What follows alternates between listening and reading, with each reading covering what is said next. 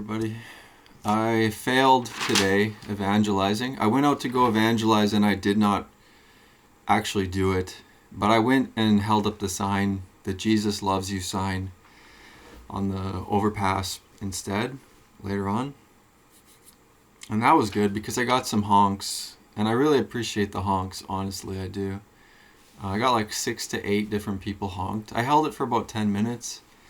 And it's about like minus 25 outside. So, I mean, it doesn't feel that cold to me. I have, a jacket and everything and gloves. But thankfully it wasn't too windy. It's kind of like a blue sunny day outside. You can actually see. It's still kind of blue and sunny outside.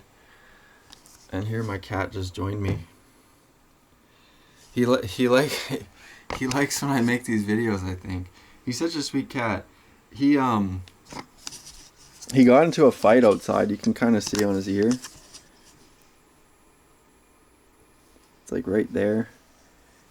He got into it was scratched there. So he's been getting into fights with cats outside. But he's a good cat. So anyway, I'll talk about the fail today. Okay, so I failed today to evangelize. Like, I went to the university again. And this was my old university. And but as I was driving there, and I was kind of like feeling like in pain. Like, I'm always kind of in pain. Like, I think I have like chronic pain or something. But my body hurts almost all the time. And I took L-theanine and taurine on the drive there because I brought those with me. And the reason I took them was because I thought, well, maybe it would help me to like evangelize better. Like maybe I would come off better to other people, because I kind of worry about how people perceive me. I don't know, people can probably relate to that on some level. But yeah, and so I'm nervous anyway, so I thought to go do this, but I thought like, okay, I'll take these, maybe it'll make it easier. It was kind of a mistake. It did make me feel better, but I lost some of my like drive, like I didn't feel as driven or confident. I don't know why, but so I took those. And then I got there and I thought like, well, I'll just talk to somebody, quickly this time instead of walking around and trying to, wait for the perfect opportunity. I will just go talk to somebody who I see seems like would be a good idea to talk to them, or like it's a okay situation or something like that. And so I got there and there was this girl sitting on a bench, like on the side of the hall, like one of the big main halls. And she was just on her phone. This is what everybody's doing. Anytime anybody's on a bench or sitting or whatever, they either have headphones in or they're looking at their phone or something like that. It's like always pretty much. But I went to go talk to her and it was a horrible vibe. Like, it was a horrible vibe. And I'm not trying to be mean to her, but I'm going to try and like describe this. So, like, basically I was kind of like in the flow of people and I saw her over there and I was like, okay, well, I'll talk to her. And so I walked like a little bit like into like almost just like barely out of the flow of people and kind of like going toward her, and she looked up at me. And I was not like that close, but she like looked up at me and was like just staring at me. And then that's fine, I guess, right? Because I'm gonna talk to her. But it was weird how she like looked up at me so fast, and like she knew I was gonna talk to her or something. But then I said hi, and she's like this. She's like holding her phone. She's like, and then I said hi, and she doesn't say anything. She's just holding her phone like that. And then I said, what's your name? And she gave me her name. And I said, my name is Sean, nice to meet you. And she just like said like instantly so fast after I said nice to meet you, she's like, nice to meet you. and she's like waiting for the next thing is freaky. And like she seemed like scared and angry, like a mix of them. Because this was not like a very like unattractive girl. She was fairly attractive, and I'm not trying to be mean or anything, but a lot of women know sort of how, a lot of people just in general sort of have an idea of how attractive they are. But anyways, this girl was not like very unattractive or anything. She was fairly attractive. And I wouldn't say I was talking to her like for that reason specifically, because my intention was to tell her about Jesus, but the whole vibe was so weird. And then when she said that, like everything felt like kind of like jarring, like nothing felt like it was flowing very well. And she was just kind of like looking at me, and I looked back at her, and she was like freaking me out, because I was wondering, like, is there something like wrong? Like, she seemed scared, but I just said, sorry, I didn't mean to bother you. Like, there was kind of a weird pause, and I said, sorry, I didn't mean to bother you. And she like looked to the side and said in like a robotic kind of way, she's like, it's fine, you're not bothering me, or something like that. She like kind of like it was like almost like it was almost like a robot activated. It was so weird. But I'm not trying to be mean to her or anything, but that interaction was really strange. And then and I'm sure if she described it, she'd probably not have good things to say as well. But I didn't even say the name Jesus. Like, I didn't say, can I talk to you about Jesus, or anything like that. I just was so off put. I just said, sorry, I didn't mean to bother you. And I went back into and then she said, no, it's fine. And she like seemed kind of angry. And then I just went back to the flow of people. But yeah, that put me off. Like, that kind of like took my confidence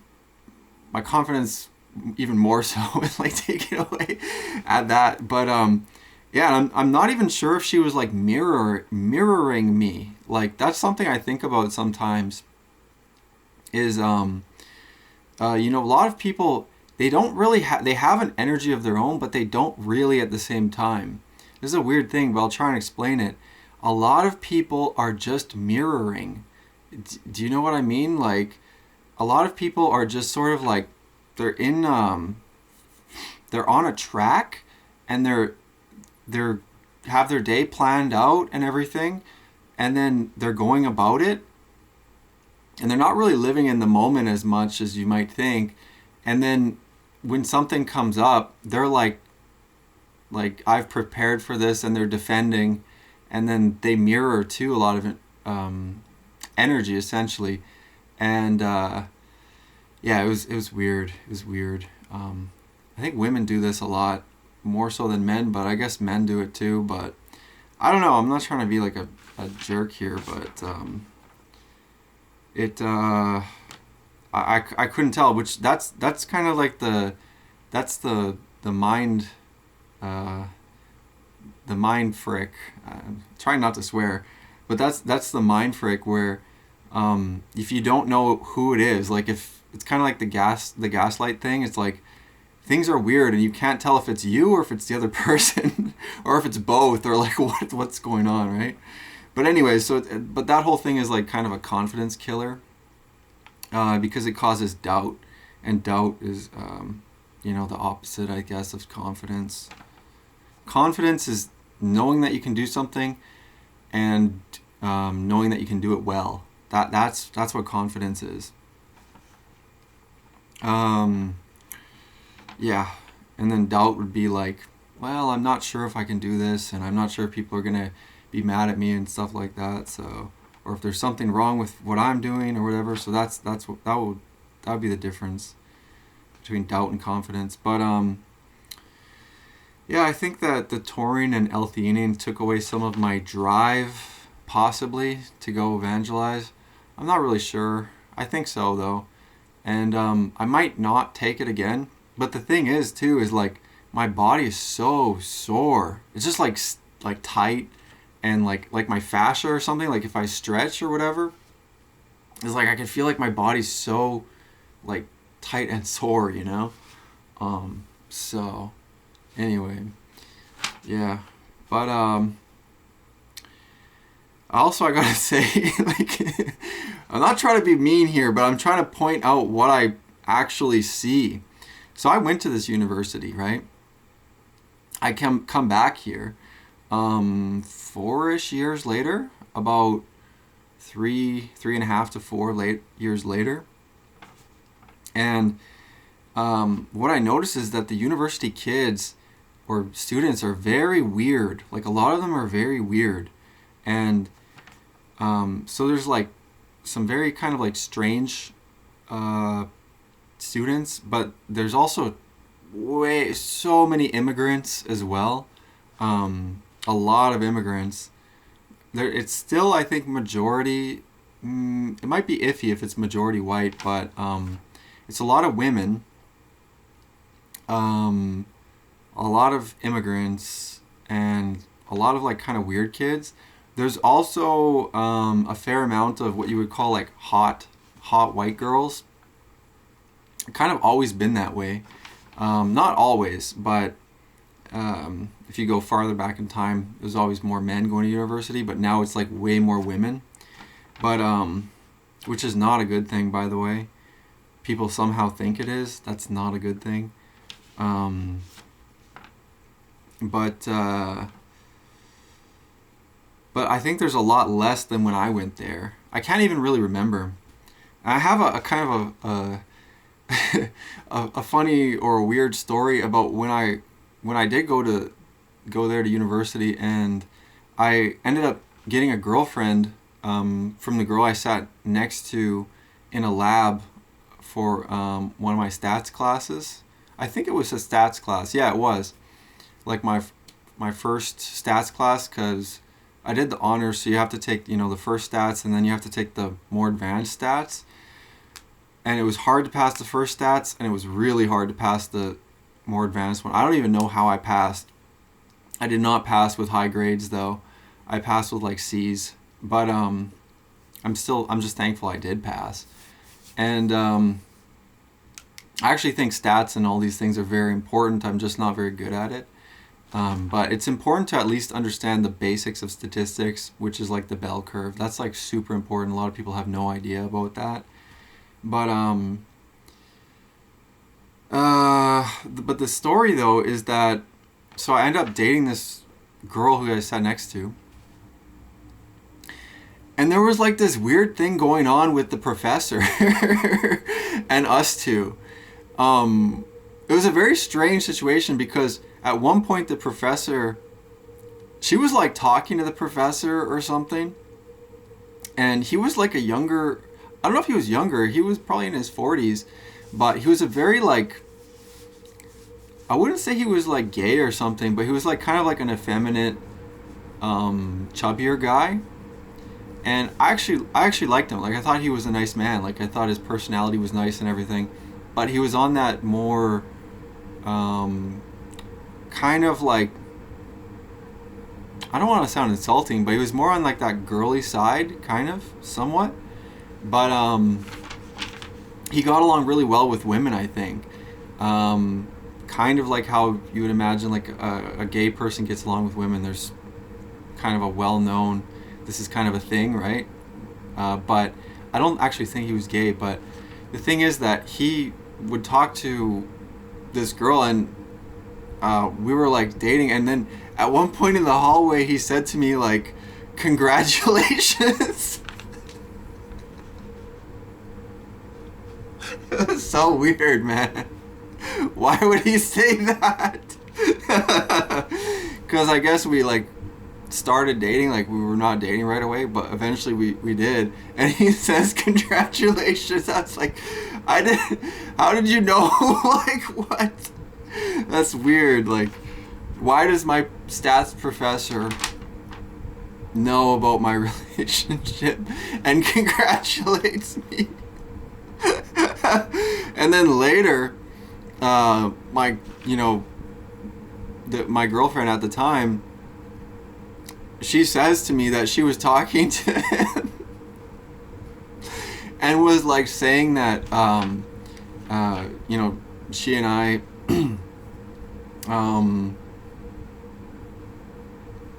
hooked up, which, you know, I'm not bragging about that. I actually think it's a bad thing to have sex before marriage now, but at the time I didn't really care. And she was like, describing how she was talking to him and telling him that. At the time I didn't really think there was anything. I thought it was weird, but I didn't really realize that that's not a good thing, you know.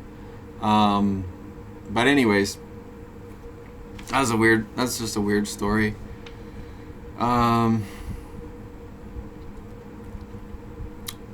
Yeah, that was very weird. But so I said to that girl, or that girl that I approached or talked to today to try and evangelize was my goal. I didn't say the word Jesus to her, therefore it was a fail. Like, I didn't express my intent to evangelize or to talk about Jesus, and in that way it was a fail. What I mean though about that is that for me, the way I understand things is that everything is more of like about a narrative. Does that even make sense, right? It's like, or does that even make sense?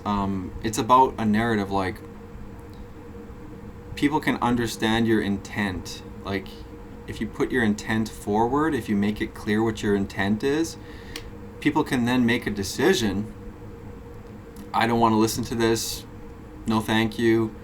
Or another time, or maybe, or something. Even if they reject, you know, hearing more, it's still like the seed is planted. Like, the intent is put across. The narrative is now more so real, even if they reject it. And it's not really as much on me at that point, you know, because not everybody's going to want to hear what you have to say. And sometimes it's like their life can can change, like, literally just because of that. And I'm not trying to make it sound like overly I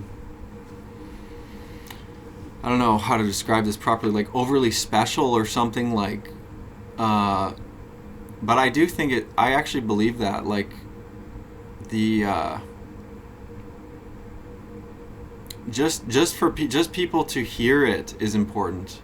I believe that just people to hear the name Jesus Christ and hear that it's like a serious thing. Like, can I talk to you about Jesus? And then they can say no or whatever. And a lot of people, you know, they're all like, so many people are atheists or agnostic or whatever, or they don't have time, or they don't want to hear it.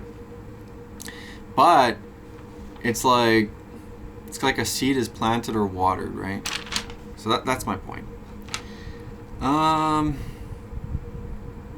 But I didn't say Jesus to her, so that in that way it was a fail. And yeah, some women and some people in general are just very or extremely guarded and all like angry, like borderline angry, right? And I'm not necessarily blaming them that much. Like, I was like that for a long time. I still am like that in some cases and ways, but it's partly the environment, right? It's partly the environment that we're in. And I think that I'm just going to talk a little bit about how Canadians are, is that a lot of Canadians have an attitude of kind of like they have somewhere better to be or something better to be doing. And if you talk to them, like, they start talking about something else that they're going to do, or somewhere they're going to travel, or somewhere they went. It's never really about like here and now as much, and it's never really about real feelings as well. Not to sound like weird about it, but a lot of it is like fakeness, right? It's pretense. It's weird. That's just kind of like the culture, and people are not really in the moment or enjoying others' company, especially. I would say like the in the moment thing, okay, yeah, but the more important thing is like if you're like enjoying the company of the people you're in, not necessarily like for you, but like loving those other people, like if you're in harmony with those other people at the time. Not very often. Like, that doesn't happen very often, I guess. But I think that's the most important thing. or maybe that doesn't happen as much as it used to. But yeah, I think people have known this for a long time. It's been talked about a lot. It's like a Buddhist or a Zen type of thing. They talk about this all the time. That's like the entire religion, or belief system or faith system. But Christianity talks about this as well, this living in the moment type of thing, but not in the quite the same way, because it's more directed. It's more in a direction. You could say the Buddhist or the Zen is in a direction. They're both in the direction of peace, and ultimately, the Buddhist one is more like in the direction of enlightenment. But the Christian belief system, we're in the direction of Jesus as the way to peace. And we don't use the word enlightenment, but a reconnection with God. That's what that's where we're headed. That's what we intend for. And it's about reconnecting with God, because we're separated from God through sin, right? Through our own free choices. And a lot of people are bitter and pissed off because it's like, well, all this stuff happened to me and I'm a victim of all this stuff. So my reactions, you don't understand my reactions. You don't understand me because all this stuff happened to me, and you don't actually know that the full story of why I'm doing what I'm doing and why I'm mad and why I'm angry and why I'm this and that. But it doesn't really fully like come to a forgiveness point with that attitude. Like that stuff is valid in that it happened and you felt that way. Like all that ton of stuff happened to me when I was a kid. And I'm kind of talking to myself here, but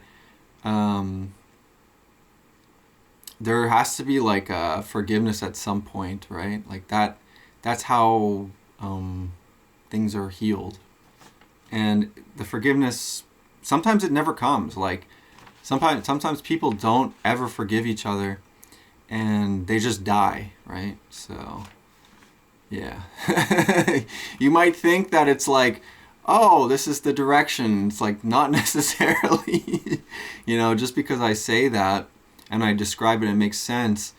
The thing about returning to God or going with Jesus, following Jesus back to God, who is Jesus, so it gets can get confusing, the Trinity, but returning to the Trinity is that you can also not. It's a free will thing, right? So you can choose that. You can choose to be reunited or not, and it's actually really painful. That's why people basically don't want to do it. There's either like they're confused or it's painful, right? Or there could be like a spiritual reason too, blocking their thinking and hardening their heart as well. It's about the heart too. Like it's not just a thinking thing. It's about the heart as well. They're supposed to work in tandem. They're supposed to work together, the heart and the mind. You can't just think things forever and be like, oh, I can figure everything out with thinking. It's impossible. I'll tell you why. In the early 1900s, David Hilbert, he tried to make a logic system to figure out everything. He thought if he could just get the math correct, because math and logic overlap, they're fundamentally connected. So he thought, well, if I can just get the math correct, I can create a logic system where I can figure out everything. Kurt Gödel comes around, and Kurt Gödel, he makes the incompleteness theorem.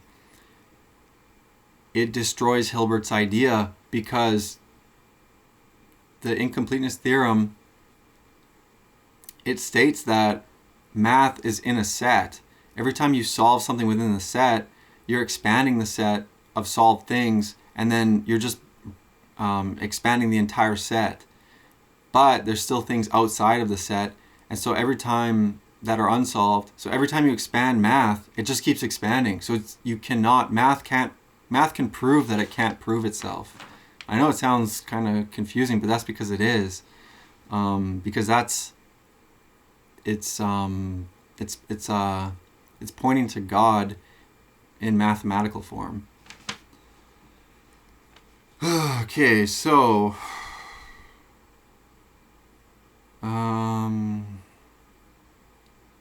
yeah, Jesus is the way, the truth, and the life. In like Buddhism, Zen, and Taoism as well, especially like Zhao and Tao, that's what that means, the way. But we believe Jesus is the way, but he's also the truth. He's the embodiment of it, and he's also the life. He's, leading us to eternal life. So I walked the library, and my confidence or drive, I'm not really sure if those words are correct, was really shot after I talked to this girl. And I felt like somewhat scared, actually. And there was, also, I don't want to interrupt people. A lot of the students were really, seemed to be in pretty deep study. And I don't really want to interrupt them, but I'm sure some of them wouldn't even mind. I'm trying to remember back to when I used to go into that library and study. I wouldn't have really minded if somebody came up to just talk to me briefly. I don't think I would have. But I didn't have the confidence today. So, yeah. When I was leaving the university, there was a guy sitting on one of the benches, and he was just reading a book. But he had black nail polish on. It's kind of weird. And there's so many girls, quite a few women that have colored hair. I think everybody knows this by now. But the colored hair thing is weird. And I know it's a popular trend, but it's correlated with depression as well. And also, a lot of people who are covered in tattoos, it's correlated with mental illness as well. It depends on body percentage coverage. If your body is 25% covered in tattoos, there's a stronger correlation or chance, you could say, a chance that you would have some sort of mental illness. And if it's higher percent, 50% or more or something like that, there's an even bigger chance. But same with the colored hair. But yeah, I think that these people, they need to hear the gospel. They can reject it, but then it would be on them, right? If they want to reject it. It's up to them, free will. But yeah, I would say it's very scary to do it, though. It's kind of nerve-wracking. So I'm still trying to get better at this. There's no examples. Nobody taught me how to do this. The only thing I saw was videos on YouTube of Bryce Crawford, and I really respect it. I really respect when people preach on YouTube. I don't watch a ton of them because once you've seen a few, it's kind of like you've seen maybe all of them. But there are street preachers and stuff. You can find videos on YouTube, and this is before YouTube. There's always been preachers, right, on the streets and everything. But I guess now there's not that many, and well, I don't know. Did people used to do that back in the old days as more often? I'd be interested to know. But the thing is that the culture in different areas used to be just culturally Christian, or it used to be culturally whatever. Now it's a cultural pluralism or multicultural or whatever. So it's just a complete mess. But and high levels of atheism and everything, which I don't even think that's ever been the case ever throughout history. Has atheism been such a chosen, or I don't think there's ever been so many atheists at any point in history except for now. And by the way, and I'm not trying to be really mean to people if they're atheists, but atheism is a defeated position. It makes no sense. You can easily pull it apart with presuppositional critiques. But the thing is, people don't really think about it, I guess. I don't know. But yeah. Anyway, yeah. What I mean by that is that people think oh, well, I can use logic, and logically it doesn't make sense that God exists or whatever. But the logic is where do you ground your logic in? So it's a presuppositional critique on it's a critique of presuppositions and what they are presupposed upon.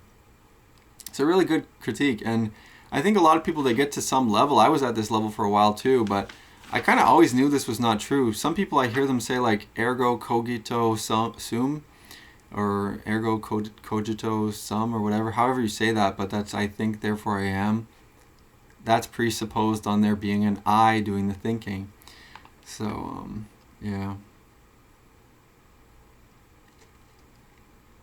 And the critique of that is like, well, where is the I?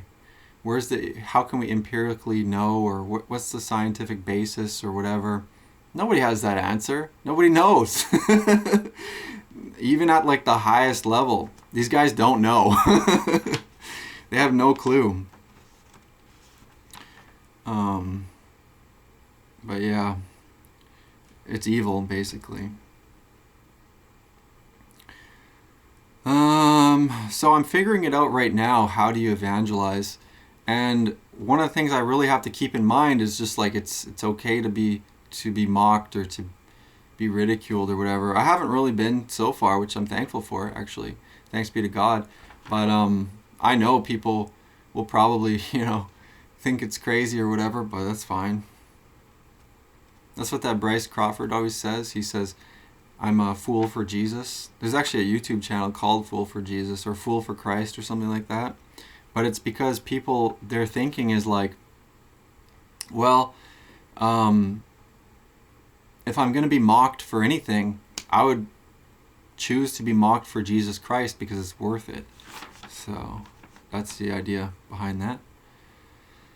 But yeah, I held the sign on the overpass for like 10 minutes. I got the honks like 6 to 8, and I'm very thankful for those. I'm very thankful. It actually gives me more like energy in a way. Like I feel good about it, And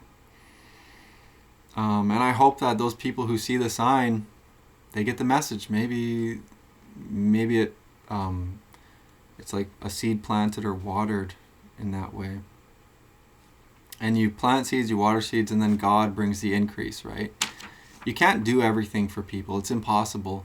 I've tried to do this before, where you try and like think through things for people and in their shoes and whatever. Impossible. Dude, it's impossible. It's so impossible. You can actually get pretty far, but what you'll never get real love. You'll never get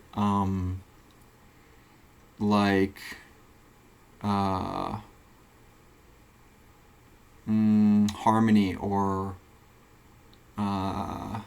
some sort of essence or something. You will never, ever, ever. It's impossible. You cannot get that by trying to put yourself in somebody else's shoes and then think through everything that they would be thinking and try and accommodate them as best as you can. It's impossible. It's impossible, okay? You can't do that. You can do that to a point, but you'll never get like real love or whatever. Whatever it is you're really looking for. And there's kind of like a balance as well, but you can go overboard, right? Trying to over accommodate somebody's anxieties or fears or whatever. But yeah. We're all alone. We have Jesus, we have God, but we're all alone. We have each other, but not forever. Your family dies, you will die. I'm not trying to be morbid or anything, but I'm just trying to say that's the truth, right? Your friends will die. Think about like 100 years ago, or 200 or whatever. At one point, all those people die, and now it's a new generation. And in 100 years, if we get there, or if that happens, or 200, we'll all be dead too. And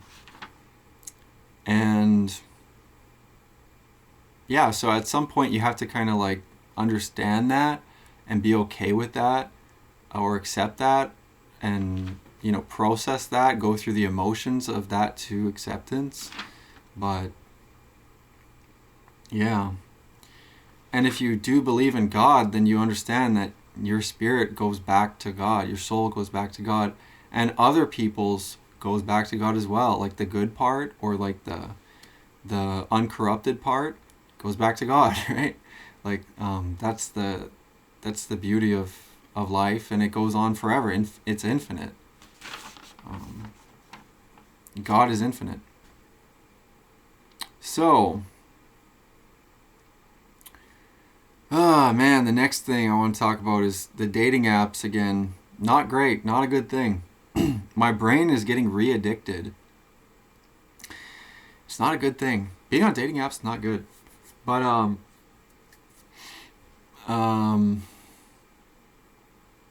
it's kind of like reminding me how to talk to people a little bit. Although it's not really natural. Texting is not natural. Like, I would kind of prefer to even like send voice messages back and forth, or talk on the phone would be more normal. But yeah, it's kind of a big game between people on dating apps and all that. But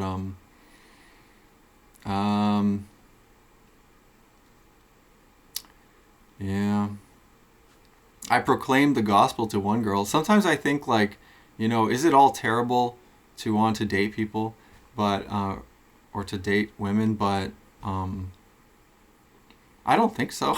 Like, it's probably a good thing, right? It just needs to be done in the right way. But I told this one girl that she has to convert to being Christian, and she said she would, but I don't know if she was serious. That's the other thing. It's hard to tell who's serious and who's not, right? Especially just over a few messages. But yeah, I was serious about the message. Like, if I was to marry somebody, they would have to be Christian. And she said she would, and so I told her like the kerygma. It means proclamation. It's just 4 different points basically, which I want to memorize. I don't really have them memorized, but it's like the summary of the Gospels. And she just said okay, but I don't know. Like, I might be going about things in the completely wrong way, but maybe it could work. I don't know. So yeah, maybe it's just stupid.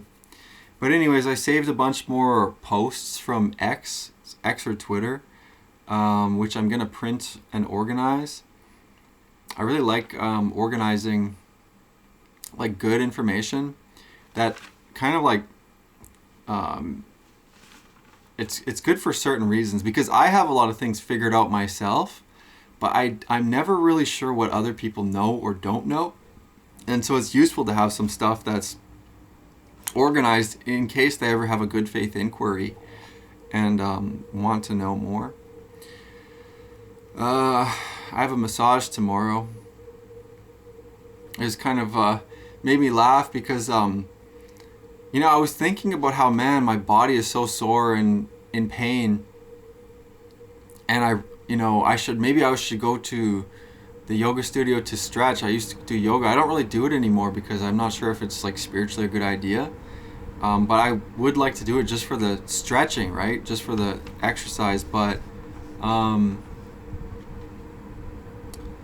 I got a solicitation from my old massage therapy place that I used to go to, and they said, just checking in, we miss you here, and we want to see how you're doing, and if you want a massage or whatever. And I responded over email. I said, how I'm doing. I'm very sore and everything, and I was dealing with like a herniated disc, and could I get an appointment? And they just messaged back the times. And I was like, dude, I'm such a like, it's so stupid how I thought that like, it's just like a sales thing. They don't give, like, do they really care? I don't think so. These places don't care. Like, a lot of that is just sales. And it's kind of confusing to people because it's using the language of like a person who cares. And it's like, do they care? They're just trying to sell you stuff, I guess. But to be honest though, they were nice people there, but it kind of makes you wonder, right?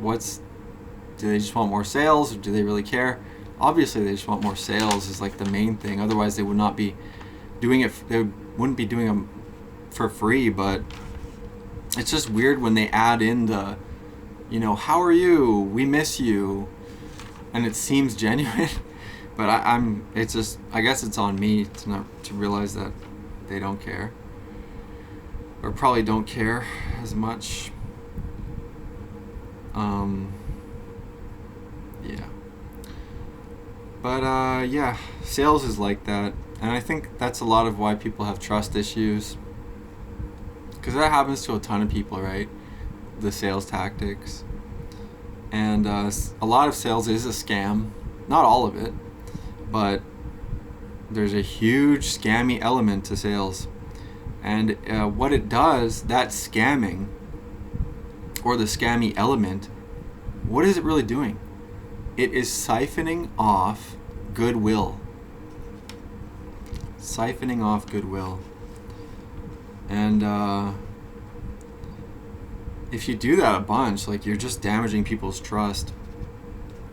And so it's fake, it's pretentious, and dissimulative. That's kind of how our country's culture is, but a lot of places are like that too, I guess. But dissimulation, that's just what that means, is when you're feeling something, but you put on a different face. There's this is known, a lot of people know about this, persona or whatever, masking. But there's another term for it, it's called dissimulation. And yeah, pretentious, I think people know what that is. There's a pretense. It's like we're not in the tense, like the present tense. We have to put a pretense, like, oh, we're doing it because we really care about you, how are you, everything, and it's like a false pretense, right?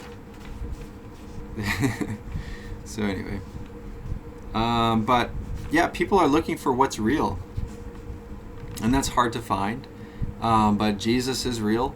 That's what's real. Jesus is love, and also judgment, and ultimately truth too. So yeah, I would like to have I would like to set my sleep and wake time. I think that's important. I think my circadian rhythm is screwed up. I have some kind of circadian rhythm disorder. I've probably had it all my life, but that's just when your sleep and wake time is not at the same time. That's your circadian rhythm, and it can get messed with by a lot of stuff. But in history, people's circadian rhythm used to be set by the sunrise and the sunset and the stars. A bunch of women or more women, like a large percentage of women, they no longer set their menstrual cycle by the moon. Like, I guess it used to be set by the moon. I'm not trying to be graphic or anything, but this is something that used to align with women, and now it's like barely any of them are, and so they're kind of like off in a way. Like that would mess with rhythm, But the same thing circadian wise, like the body clock, like the internal clock for men too, but for me as well. Like they say ADHD is like a circadian rhythm disorder, or it's like they're finding that out, but that's just when you're staying up too late, and you're waking up at different times, or you're sleeping at different times. So I'd like to have a set sleep-wake time, but it's been very hard for me. It's been a struggle for my entire life. I remember when I was a kid, I used to have trouble falling asleep all the time. It was horrible. And my family, like my mom, would let me drink Pepsi and Coke at like 9 or 10 p.m. And I could not freaking sleep till like 1 or 2. And I was like a preteen or something. It's like, no kidding. Don't give your kids Pepsi and Coke. It has caffeine in it. It's like sugar and caffeine. But I had no idea about any of this stuff. I think a lot of people didn't. But yeah. So I would say that aside from the chronic pain, headaches, and feeling ill, and the numbness, and when I'm trying to fall asleep and I'm pounding the bed with my fists at night sometimes, things are going pretty good aside from that. I know all that sounds horrible, but That's like literally what I deal with, what I live with. But I would say things are going pretty good, and for that I'm thankful to God.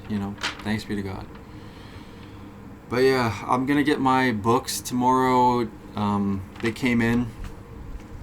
I ordered some books by Father Seraphim Rose. He's like an Orthodox church father in the 20th century.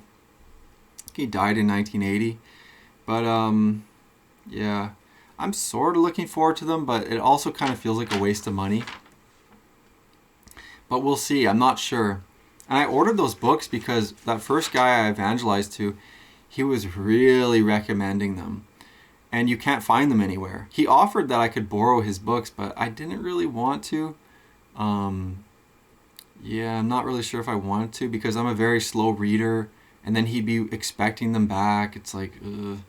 But they have them in no libraries, so I actually ordered them online from like the it's like a small publishing house in the States or in Alaska or something, St. Herman Press, and it's like an Orthodox or a Christian publishing house. So I kind of, at the same time, I wanted to support them, if they're doing good works, right?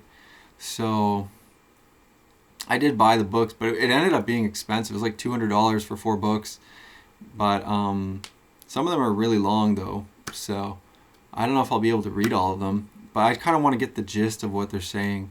So I will, try and read some of them, or maybe see how much I read. But yeah, those are coming tomorrow. All right, that's everything I wanted to talk about today. Here's Mr. Cat.